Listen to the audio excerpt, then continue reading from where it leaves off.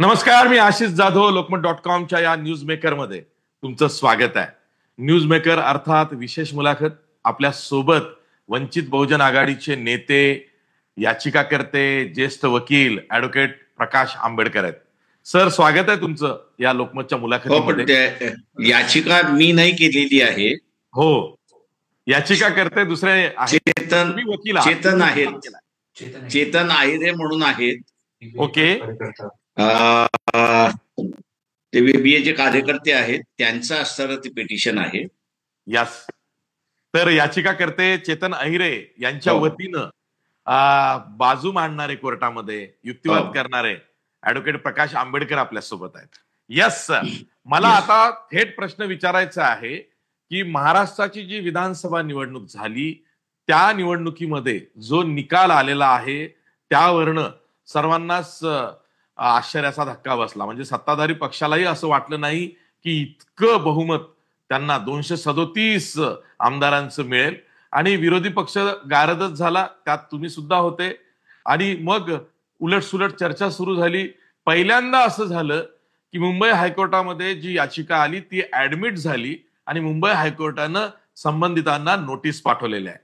आता या प्रकरणामध्ये मुंबई हायकोर्टाचे जे न्यायमूर्ती आत उत्तर द्यायला सांगितलंय. माझा पहिला प्रश्न अगदी स्पष्ट आहे सर, की याचिकेच्या प्रेयर मध्ये काय आहे, याचिकेत कोणते मुद्दे आहेत आणि तुमची शंका काय आहे? ते याचिकेचे पहिले प्रेयर जे आहे त्या पहिल्या प्रेयर मध्ये तुम्ही असणारं टोकन वाटले का? एकंदरीत 4 प्रेयर्स आहेत त्याच्यामध्ये. पहिल्या प्रेयर मध्ये तुम्ही टोकन वाटलेत का? शंका काय? त्याचं पहिल्यांदा असं उत्तर द्या. दुसऱ्या प्रेयर मध्ये तुम्ही असं टोकन वाटले असतील तर बूथ वाईज किती आणि एका विधानसभेमध्ये किती वाटले त्याची असणारी माहिती द्या. त्यालाच अनुसरून ह्यांनी असणारं जर टोकन वाटले नसतील तर नियमावली जी आहे, एकदा वेळ निश्चित केल्यानंतर मतदानासाठी आलेल्या लोकांची मतदान कसं करून घ्यायचं त्याची नियमावली आहे. त्या नियमावलीचं पालन झालं नसेल तर मग कोर्टाने ठरवावं की हे मतदान वैध आहे का, ती इलेक्शन प्रोसेसच वैध आहे का, याच्याबद्दलचा असणारा निर्णय त्यांनी द्यावा असा आहे. दुसरं जे आहे ते रिप्रेझेंटेशन ऑफ पीपल्स ऍक्ट मध्येच म्हटलेलं आहे 51च्या, की जे मतदान झालंय म्हणजे पोल वोट्स आणि मतदानाच्या काउंटिंगच्या दिवशी जे काउंट झालेलं आहे याचं टॅली झाली नसेल तर मग ती केस इलेक्शन कमिशनकडे सुमोटो रिटर्निंग ऑफिसरने रिफर केली पाहिजे. बरं. आणि ते रिफर करून जो काही डायरेक्शन येईल इलेक्शन कमिशनचा त्या प्रमाणात त्यांनी असणारा निकाल जाहीर केला पाहिजे. अनेक विधानसभा मतदारसंघामध्ये झालेलं मतदान आणि मोजलेलं मतदान याची तुलना झालेली नाही. त्याच्यामुळे आम्ही असताना त्या ठिकाणी म्हटलंय की कायदा ज्यावेळेस म्हणतोय, पार्लमेंट ज्यावेळेस म्हणतोय की अशा रीतीने असणारा तुम्ही जर फरक आला तर आरोनी निकाल जाहीर करायचा नाही, ती सगळी परिस्थिती इलेक्शन कमिशनकडे पाठवायची आणि इलेक्शन कमिशन जे डायरेक्शन देईल त्या प्रमाणात तुम्ही असणारा नंतर निकाल झाला पाहिजे. आता हे न करता जर निकाल दिला असेल तर हा जो रिफर करण्याचा जो भाग आहे तो आरोचा म्हणजे रिटर्निंग ऑफिसरचा इलेक्शन जाहीर करण्याच्या याच्यावरती एका प्रकारचा स्टे आहे. म्हणजे त्याचे अधिकार सस्पेंड करण्यात आलेले आहेत आणि हे सस्पेंड केलेले अधिकार रिटर्निंग ऑफिसरला डायरेक्शन आल्यानंतरच मिळतात ते जाहीर करण्याचे. आता यांनी जर विचारणाच केली नसेल इलेक्शन कमिशनला आणि स्वतःहून जर त्यांनी डायरेक्ट निर्णय घोषणा केली असेल तर हे वैध आहे का याचा आम्ही असणारा प्रश्न केला. आणि ते वैध नसेल तर मग ते रद्द करा, आमची असलेली मागणी. तुम्ही बाळासाहेब तुम्ही असं म्हटलंय की 6 नंतरचं जे मतदान आहे हो, त्या मी येतो मतदानाचा डेटा पहिल्या आम्हाला हवा ह्याच्यामध्ये आहे, जे आम्हाला आहे स्लिप्स पाहिजे आहेत, ते काय? पहिल्या ह्याच्यामध्ये मी आपल्याला सांगतो की इलेक्शनचा वेळ ठरतो की सकाळी 7 वाजल्यापासून ते संध्याकाळी 6 वाजेपर्यंत. 6 नंतर ज्यांचं मतदान झालं नाही त्यांना मतदान करता येत नाही. पण ती जी प्रिमायसेस आहे मतदान केंद्राची, त्या मतदान केंद्राच्या प्रिमायसेस मध्ये तुम्ही 6 वाजलेच्या आतमध्ये असाल आणि 6 वाजले असतील तरी तुम्हाला मतदान करण्याचा अधिकार आहे. पण तो केव्हा येतो की ज्यावेळेस तुम्हाला तात्पुरतं इलेक्शन थांबावं लागतं. जो प्रिसाइडिंग ऑफिसर जो आहे त्या प्रिसाइडिंग ऑफिसरनी टोकन द्यावं लागतं. आता हे टोकन सुद्धा कसं द्यायचं त्याचंही विवरण इलेक्शन कमिशनने केलेलं आहे. तेव्हा इलेक्शन कमिशन असं म्हणतंय की जो शेवटचा माणूस आहे लाईनीमध्ये उभा त्याला तुम्ही 1 नंबरचं टोकन दिलं पाहिजे. त्याच्यानंतर 2, 3, 4 असं करत करत तुम्ही असताना दिलं पाहिजे. आणि ज्याच्याकडे टोकन आहे त्यालाच मतदान करण्याचा अधिकार आहे, इतर कोणाला नाही. 6 एकदा वेळ संपल्यानंतर. बर. हा, त्याच्यामुळे आम्ही असं विचारलेलं आहे की तुम्ही टोकन वाटलेत का? वाटले असेल तर बूथ वाईज किती वाटलेत आणि त्या मतदारसंघात किती वाटलेत त्याची असणारी तुम्ही आकडेवारी आम्हाला द्या.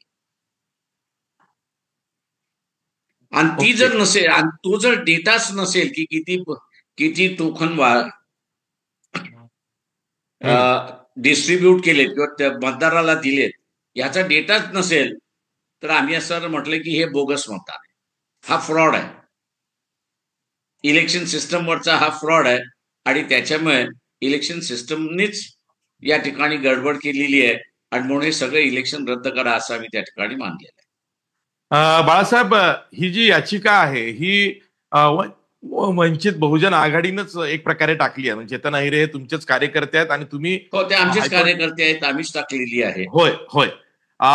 अशी काय शंका आली की याचिका टाकावी, यासाठी ग्राउंड काय? नाही, मी पहिल्यांदा डिसेंबर महिन्याच्या पहिल्या आठवड्यामध्ये महाराष्ट्राचे चीफ इलेक्टोरल ऑफिसर जे होते त्यांना असं पहिलं पत्र लिहिलं होतं. आणि हे पत्र लिहिण्याचं कारण की अनेक उमेदवारांना आम्ही असं तिथे इन्स्ट्रक्शन्स दिल्या होत्या की 6 नंतरच्या मतदानाचं तुम्ही असताना आकडेवारी त्या ठिकाणी मागा. बऱ्याच यांनी असणारं हे कळवलं की ते सील झाल्याने आम्हाला देता येत नाही. काही जणांनी म्हटलं कोर्टाच्या आदेशाशिवाय तुम्हाला असणारा हा डेटा देता येत नाही. आणि म्हणून आम्ही असणारं सरळ माझ्याच सहीने मी असणारं पत्र चीफ इलेक्टोरल ऑफिसर महाराष्ट्र ह्याला असणारं ऍड्रेस केलं आणि त्याला असणारं ऍड्रेस करून की बघ तुम्ही हा डेटा आम्हाला द्या. कारण ते असं म्हणतात की तुमच्याकडे हा डेटा आम्ही फॉरवर्ड केलेला आहे आणि हा डेटा चीफ इलेक्टोरल ऑफिसरला फॉरवर्ड करावा लागतो कारण का तो इलेक्शन कमिशनच्या ऑफिसमध्ये फॉरवर्ड करावा लागतो. चीफ इलेक्टोरल ऑफिसरचं आम्हाला आजपर्यंत उत्तर आलेलं नाही. इन मीन टाइम दिल्लीमध्ये माझ्या मागच्या पिटिशनमध्ये मला जी मदत करत होते ते व्यंकट नाईक म्हणून ईव्हीएमच्या संदर्भातले, मी त्यांना असं कॉन्टॅक्ट केला आणि त्यांना असं म्हटलं होतं की आरटीआय खाली तुम्ही असं एक पत्र द्या इलेक्शन कमिशनला की महाराष्ट्राचा 6 नंतरचा म्हणजे 5 आणि 6 हा एक हे आणि 6 आणि संपेपर्यंत किती टोकन वाटले याचा असणारा डेटा द्या. व्यंकट नाईक यांच्या असणाऱ्या पत्राला उत्तर असं असेल की आमच्याकडे हा डेटा नाही. आणि डेटा नाही म्हटल्यानंतर मग आम्ही असं म्हटलं की आता आपल्याला रिट पिटिशन दाखल केलं पाहिजे. याचं कारण की हा 76 लाखाचा मतदान जे आहे हे फ्रॉड आहे की खरंच झालेलं आहे याचा निकाल आपल्याला लावला पाहिजे. आता मी असं एक म्हणणार आहे या ठिकाणी की राजकीय पक्ष जे आहेत या राजकीय पक्षाने जे बीजेपीच्या विरोधातले आहेत असं म्हणतात आहेत हम्म. की आम्ही कट्टर बीजेपीच्या विरोधात आहोत असं जे म्हणणारे आहेत, हम्म. कट्टर कट्टर म्हणणारे जे आहेत त्यांनी हम्म. पिटिशन का नाही टाकलं? तुम्हाला या प्रश्नाचा निकाल लागायचा असेल तो पार्लमेंटमध्ये मांडून नाही चालणार आहे, हम्म. तो रस्त्यामध्ये मांडून नाही चालणार आहे, प्रेस कॉन्फरन्स घेऊन त्या ठिकाणी नाही चालणार आहे. या प्रश्नावरचा निकाल हा असताना कोर्टच देऊ शकतं हे सगळ्यांना माहीत असून टाळलत का बाबा? हम्म. आज आम्ही असताना म्हणतोय की आम्ही असताना बॉल रोल इन केला, तुम्ही आमच्या बरोबर जॉईन व्हा. हम्म. पण अजूनपर्यंत कोणाचं सकारात्मक उत्तर नाही. अच्छा. हा, पण ही खूप मोठी हेडलाईन आहे की मुंबई हायकोर्टाची केंद्रीय निवडणूक आयोगाला नोटीस. ही हो. कधी हेडलाईन तयार झाली? जेव्हा याचिका गेली मुंबई हायकोर्टामध्ये. तेव्हा बरोबर आहे. आणि आता ह्यांनी जे जॉईन झालं पाहिजे, लढा इलेक्शन कमिशन बरोबरचा आहे, सरकार बरोबरचा नाही आहे. सर, ज्या दिवशी मतदान झालं हा, त्या दिवशी मतदानाची टक्केवारी ही वाढती वाढती आणि दुसऱ्या दिवशी पुन्हा नवी दुसऱ्या दिवशी टक्केवारी. तिसऱ्या दिवसापर्यंत ती वाढत राहिली. हो, तिसऱ्या दिवशीपर्यंत ती वाढत आली. आणि मला अजूनही आठवत आहे की राज्याचे सहमुख्य निवडणूक अधिकारी किरण कुलकर्णी हे समोर येऊन माहिती द्यायचे की ती कशी वाढली जाते, कशी मोजली जाते, काय जाते. आणि मग तेव्हा असं वाटलं की नाही, हे सगळ्या गोष्टी अवेलेबल आहेत. फॉर्म 17, त्यानंतर फॉर्म 20, हे सगळं येईल. पण आता माहितीच्या अधिकारात काहीच येत नाहीये. नाही, प्रश्न असा आहे त्याच्यामध्ये की फॉर्म 17 ज्यावेळेस भरला जातो त्यावेळेस मतदान किती झालं हे भरल्या जातं. त्याच्याच बाजूला दुसरा एक फॉर्म असतो की 6 नंतरचं मतदान, तुम्ही टोकन वाटलेत, किती वाटले, त्याचा डेटा तुम्हाला असा कलेक्ट ठेवावा लागतो. तोही फॉर्म इलेक्शन कमिशननी प्रोव्हाइड केलेला आहे की ती माहिती कशी कलेक्ट करायची आणि पाठवायची. आता सर, मला मला मला फॉर्म इथं तिथे आहे. माझं म्हणणं आहे की आज असणारं जे आहे ते हे राजकीय पक्ष जर असताना जुळले या लढ्यामध्ये, तर याच्याबरोबर अजून एक लढा आपल्याला उभा करावा लागतो. आणि तो म्हणजे हे जेवढे रिटर्निंग ऑफिसर्स आहेत की ज्यांनी नियम पाळला नाही इलेक्शनचा, त्यांच्या विरोधात इलेक्शन कमिशनकडे तक्रार केली पाहिजे. का जे असं म्हणतो की इलेक्शन मध्ये जो डेप्यूट केलेला आहे इलेक्शनच्या ड्युटीवरती, त्याच्यावरती नियंत्रण इलेक्शन कमिशनचं असतं. बरं. तिथे एमपीसीसी किंवा असणारं यूपीसीसी हे त्याच्यावरती नियंत्रण करत नाही. ते इलेक्शनच्या नंतरच्या पिरियडमध्ये त्यांच्यावरती नियंत्रण केलं जातं. तेव्हा त्यांनी गुन्हा केला, त्याला डिसमिस करायचं असेल किंवा डिमोट करायचं असेल, हा अधिकार इलेक्शन कमिशनला आहे. तो एवढ्यासाठीच दिले आलेला आहे इलेक्शन कमिशनला, कारण का त्या अधिकाऱ्याची लॉयल्टी ही राज्याला न राहता इलेक्शन कमिशनला राहिली पाहिजे त्या इलेक्शनच्या पिरियडमध्ये म्हणून. आता हे तर सगळे जुळले तर चारी बाजूने असणारा आपल्याला बंद करता येतो दरवाजा. का रिटर्निंग ऑफिसरला तुम्ही असणार त्याची ड्युटी, त्याची नोकरी जाणार म्हटल्यानंतर तो खरं बोलायला मोकळा होतो.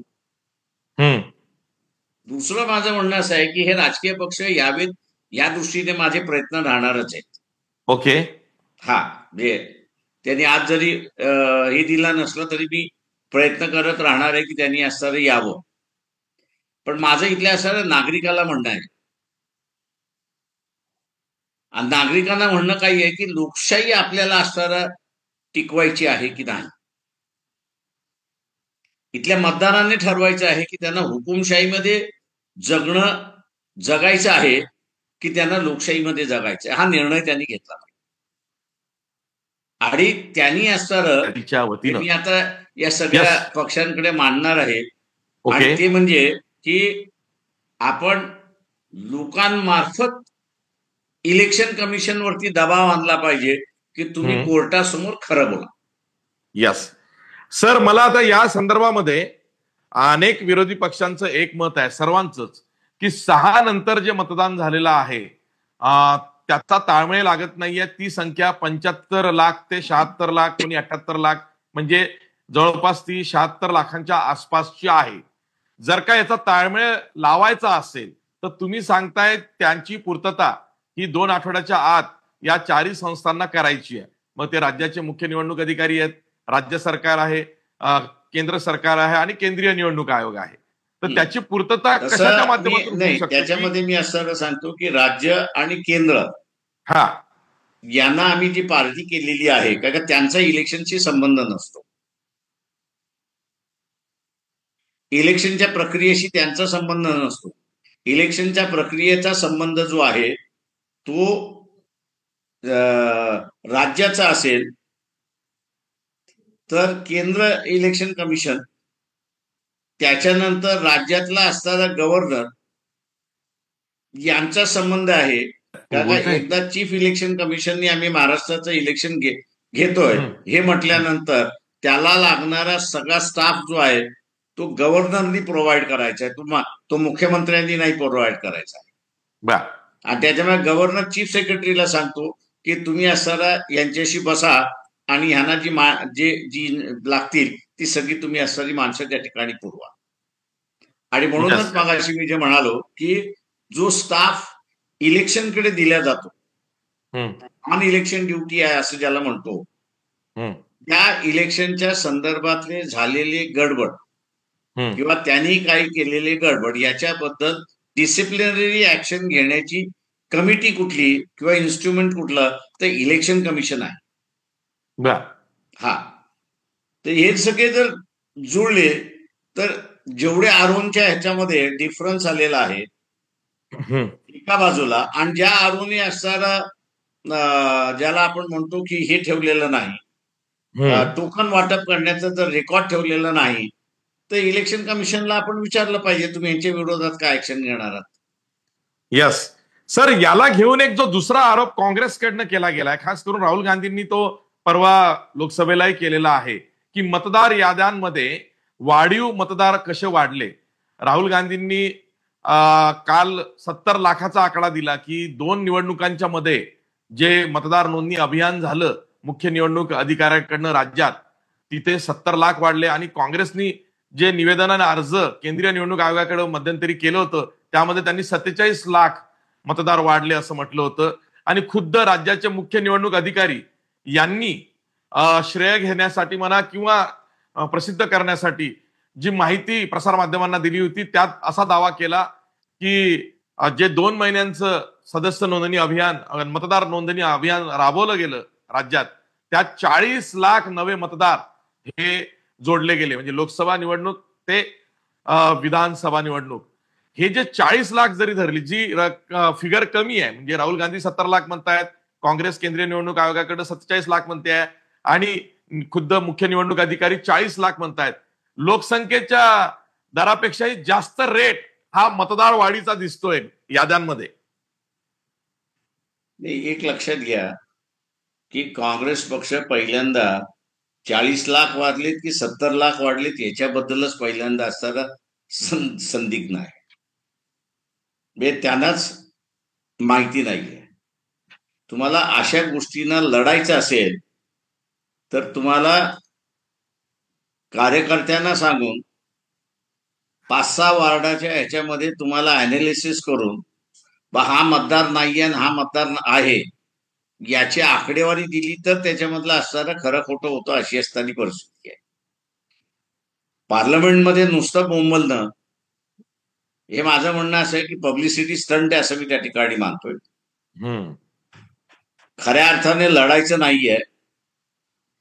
आम्ही लढतो आहोत हे फक्त असताना दाखवायचं आहे. आज त्यांच्याकडे बॅटरी ऑफ लॉयर्स आहेत. हाच मुद्दा घेऊन ते कोर्टात का गेले नाहीत? आणि फार चांगले चांगले स्टँडिंग वकील आहेत त्यांच्याकडे. म्हणजे आज लिडिंग लॉयर्स कुठल्या पक्षाकडे असतील तर ते काँग्रेस पक्षाकडे आहेत त्या ह्याच्यामध्ये. आणि आम्ही असताना जे आहे त्याच्या पत्रही लिहिलं होतं या सगळ्यांना की या सगळ्या ह्याच्यामधलं असताना तुम्हाला ज्या गोष्टी करा म्हणून. दुर्दैवाने असं आहे की नॅशनल पार्टी ज्या आहेत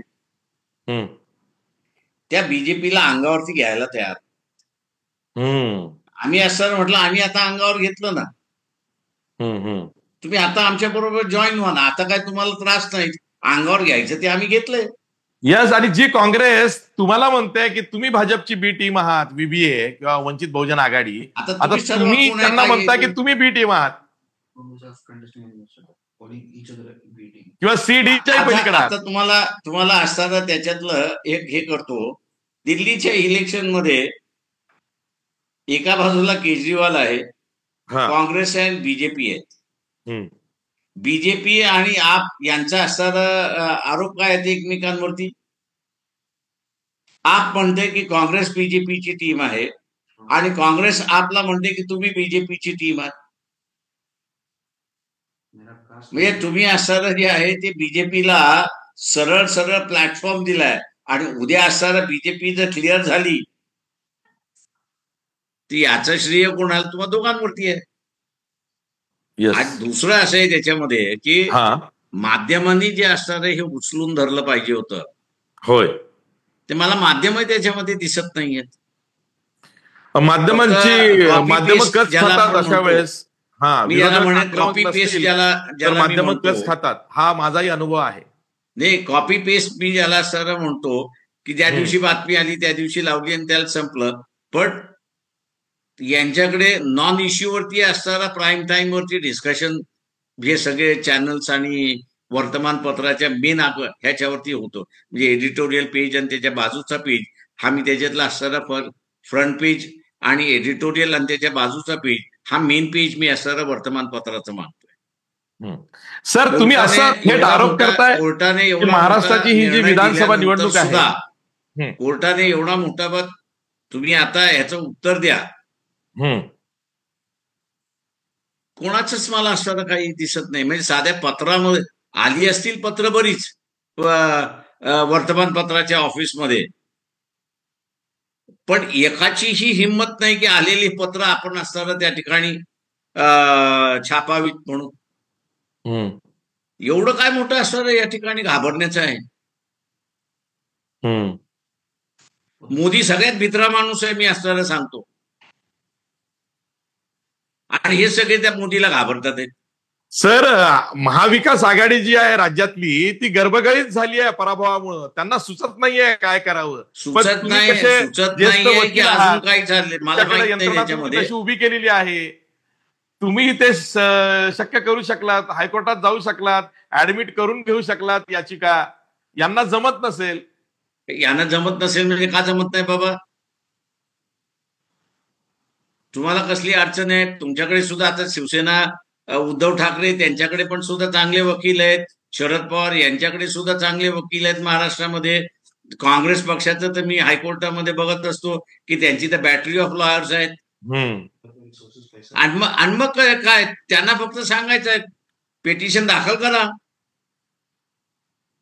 त्यांना प्रेयर नीट लिहिता येत नसेल याचिकेची, खारीज व्हायची भीती वाटत असेल त्या वकिलांना, म्हणजे पक्षांना. या पक्षांना भीती वाटत असेल हे मान्य आहे, पण त्यांचे वकील फार स्ट्रॉंग आहेत, ते नाही घाबरत कोणाला.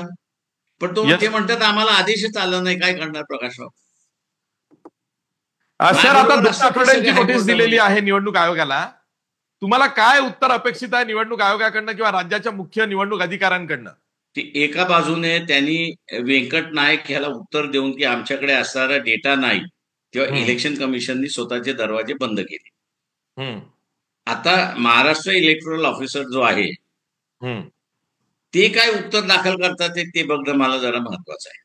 हो, ते आम्हालाही बघायचं आहे की ज्या पद्धतीनं राज्याचे सहमुख्य निवडणूक अधिकारी तेव्हा येऊन बोलत होते प्रसार माध्यमांसमोर, ते आता गेल्या 1-1.5 महिन्यापासून बोलत नाहीयेत. कारण त्यांनाच ती उत्तरं द्यायची आहेत. कारण त्यांनीच हे सांगितलं की 40 लाख नवे मतदार वाढले, मतदार नोंदणी झालेली त्यानंतर आहे. मतदानाची संख्या कशी वाढली, टक्के कसे निघाले, कसे ते अपडेट होत आहेत, हे सगळं ते सांगत होते. त्याच्यातला दुसरा फॅक्टर जर आपण बघितला,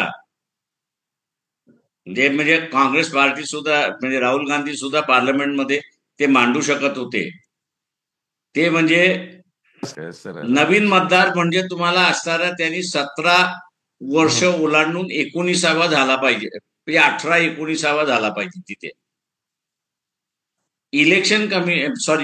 सेन्सस कमिशनचे जे मागचे सेन्सस अवेलेबल आहेत त्याच्यामधली त्या एज मधली ग्रुप जर आपण नोंदणी बघितली,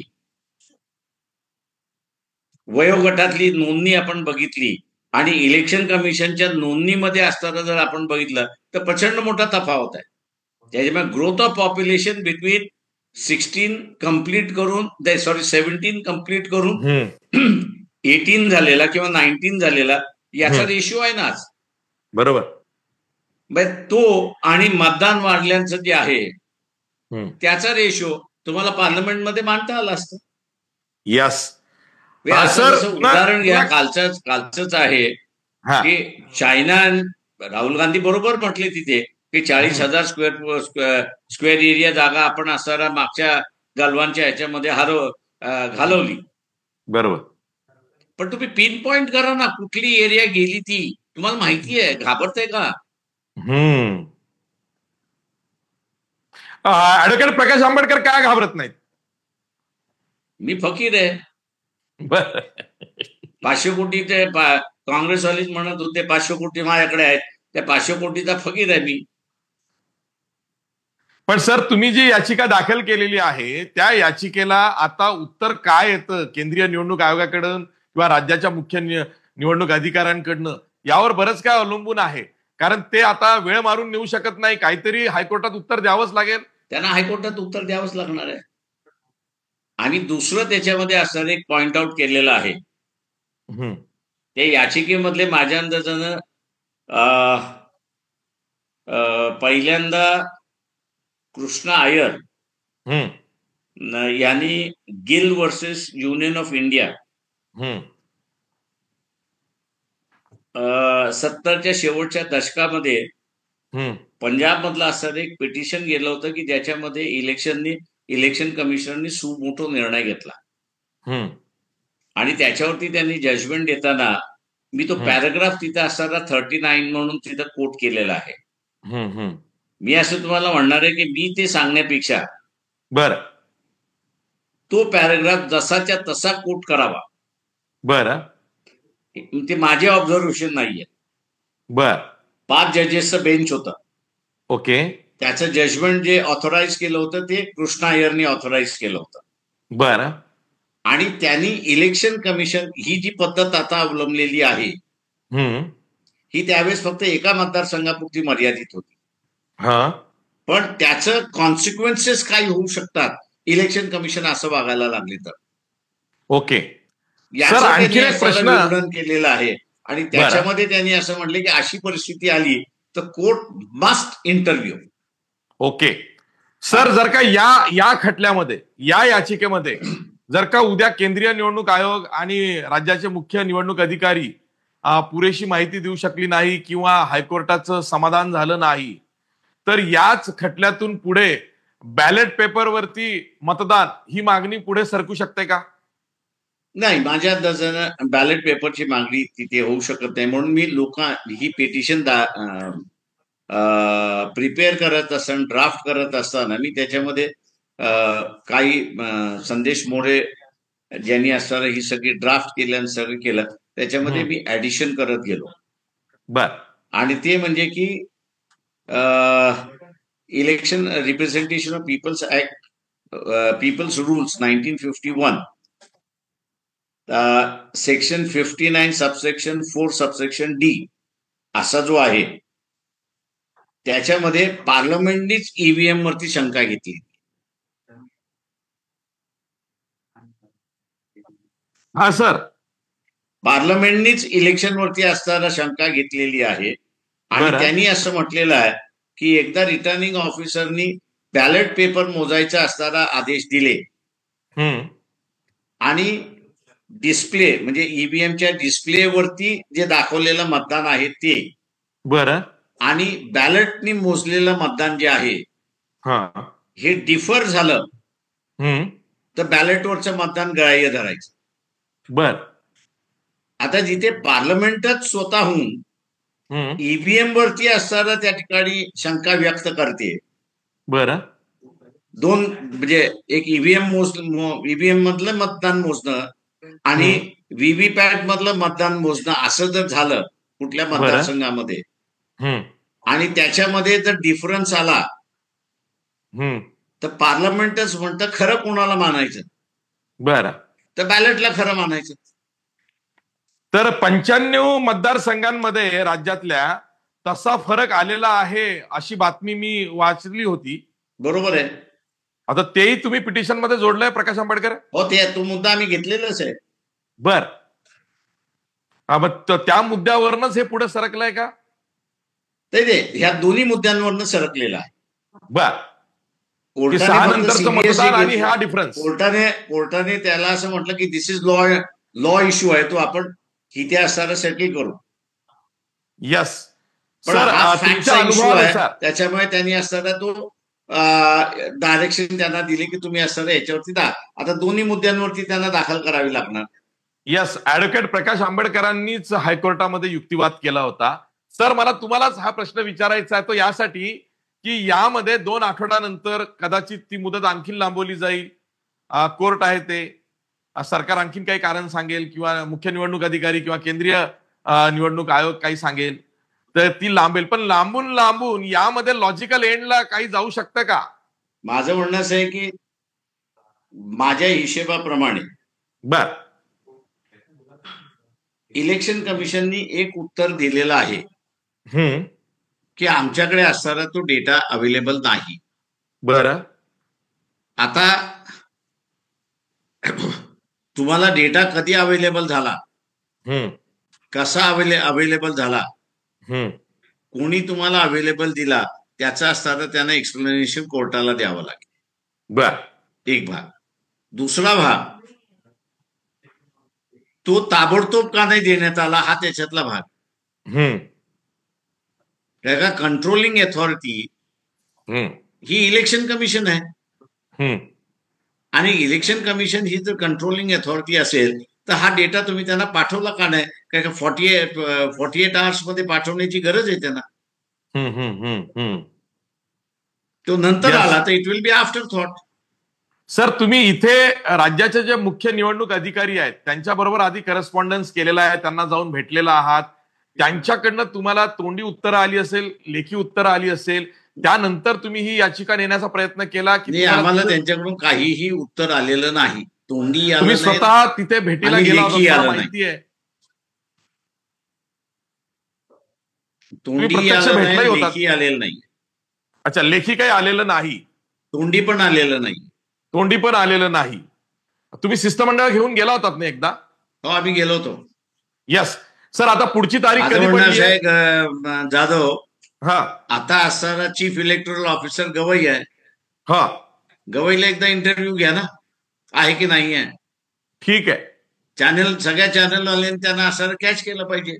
हो, गवई साहेब आहेत, त्यानंतर किरण कुलकर्णी साहेब आहेत जे सहमुख्य निवडणूक अधिकारी आहेत, तेव्हा तेच बोलत होते प्रसार माध्यमांशी. त्यांच्याशी बोललं पाहिजे, त्यांच्याकडे जास्त त्यांच्याकडे तुम्ही असाला माईक फिरवला पाहिजे ना आता. हो हो हो, बिलकुल बिलकुल बिलकुल, ती आमची नैतिक जबाबदारी, आम्ही तरी प्रयत्न करणार. हो, म्हणजे माझं म्हणणं आहे त्या असताना डिक्टेटरशिप आली म्हणजे तुम्ही बघितलेली नसेल असा माझा अंदाज आहे. 77ची 75-76ची डिक्टेटरशिप तुम्ही बघितली नसेल. म्हणजे तेव्हा मी हयात होतो, पण फारच लहान होतो. आपण म्हणून म्हणतो आम्ही बघितलेली आहे, अनुभवलेली आहे आणि त्याच्यामुळे आम्ही असताना पुन्हा ती येऊ नये हे आम्ही पाहतोय. यस सर, तुमच्या मुलाखतीचा योग पुढेही येणार आहे, कारण हे प्रकरण जे तुम्ही हाती घेतलेलं आहे सहजासहजी तुमच्या स्वभावाप्रमाणे तुम्ही काही सोडणार नाही आहात. नाही, आम्ही काही सोडणार नाही आहोत. यस. तर तेव्हाही आपल्याला बोलायचं आहे. Sir, thank you very much. तुम्ही वेळात वेळ काढला आणि तुमचा खूप अमूल्य वेळ मी या मुलाखतीसाठी आता घेतलाय. याच्यामध्ये जे आहे ते वंचित बहुजन आघाडीने हा लढा उभा केला असं होय. जरा हो, सांगायला अहो सर, लोकांना सगळं सुरुवात श्रेय करा, तुम्हाला कारण दिलंय का लोकांना असं सुरुवातीपासून वंचित वाटतंय. बहुजन आघाडीने. आणि ऐकून जे ट्रोल्स नाही मला वंचित बहुजन आघाडीकडनं ट्रोलिंग करतात तेही आज सुखावले असतील, माझ्यावरची नाराजी कमी झाली असेल. नाही मी ते नाही ट्रोलिंग करणारे करत राहते. मला दर दिवशी ट्रोलिंग इट्स अ असं पार्ट अँड पार्सल ऑफ ट्रोलिंगचे ते part and parcel of life. मी त्याच्यासाठी नाही. मी तुम्हाला जे म्हणालो याचं कारण असं आहे की उरलेल्या पॉलिटिकल पार्टीजवरचा विश्वास हा असणारा कमी होत झालाय. Yes sir. त्याच्यामुळे आणि या मुद्द्याशी बिना मी पार्टी तुमच्याशी तुम्ही पूर्ण असं सहमत आहे. जर व्हॉइस रेज केलात ना तर लोक त्याला सिरियस घेत नाही. एक्झॅक्टली. वंचित पत्रकार म्हणून असताना परिषदांमधून सांगितलं किंवा तर लोक टीव्हीच्या जरा बाईक सिरियस मधून घेतात. बोलणं वेगळं आणि प्रत्यक्ष न्यायालयीन लढा लढून लॉजिकल एंड पर्यंत जाणे वेगळं, जे तुम्ही हो. करताय. बरोबर आहे. Yes, thank you very much sir. Thank you. या. आभारी आपला. Yes sir, thank you. Yes.